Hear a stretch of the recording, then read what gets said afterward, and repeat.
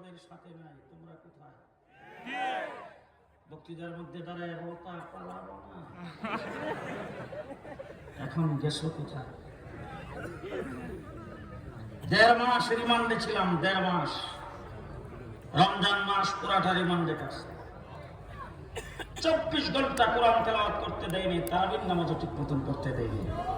7টা team আমাকে জিজ্ঞাসাবাদ করতো রাত্র দিন 24 ঘন্টা। যারাই জিজ্ঞাসাবাদ করতে আসতো তাদের প্রথম শব্দটা ছিল তুই পাকিস্তানি রাজাকার।